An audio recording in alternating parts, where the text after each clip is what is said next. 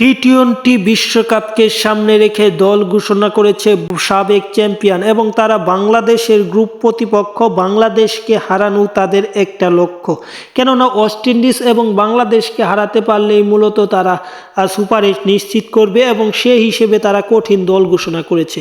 মূলত ইংল্যান্ড এই দলটাতে কাদেরকে রেখেছে তাই জানবো। তার আগে যারা চ্যানেলটি সাবস্ক্রাইব করেননি তারা চ্যানেলটি সাবস্ক্রাইব করে পুরো ভিডিওটা দেখুন। মূলত ইংল্যান্ডের দলে আছে হ্যারি ব্রুক, আছে রেহান আহমেদ, আছে জুফরা আর্চার, আছে টম বার্ন্ট, আছে জ্যাকব বেথেল, আছে জস বাটলারের মতো ক্রিকেটার, আছে স্যাম কারেন, লিয়াম উসন্ড, আছে Ben current, will Jack, Jamie Overton, Adil Rashid যারা অত্যন্ত পরীক্ষিত ক্রিকেটার, আছে ফিলিপ সল্ট, আছে জস টং, লুক উড।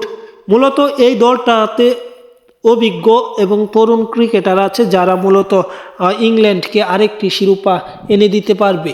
মূলত ভারত এবং শ্রীলঙ্কায় এই টুর্নামেন্টটি অনুষ্ঠিত হবে, সেই হিসেবে বাংলাদেশকে হারানো তাদের জন্য কঠিন, ওয়েস্ট ইন্ডিজকে হারানো তাদের জন্য সহজ হবে। কিন্তু বাংলাদেশের যেহেতু বাংলাদেশের কন্ডিশন আর ভারতের কন্ডিশন সেম, সেহেতু বাংলাদেশকে হারানোই তাদের প্রধান লক্ষ্য এই গ্রুপে এবং বাংলাদেশকে হারাতে পারলেই তারা সুপার 8 নিশ্চিত করবে এবং সুপার 8 নিশ্চিত করতে পারলে হয়তো তাদের সেমিফাইনালে যাওয়া আরও কাছে যাবে বা আরও সহজ হয়ে যাবে।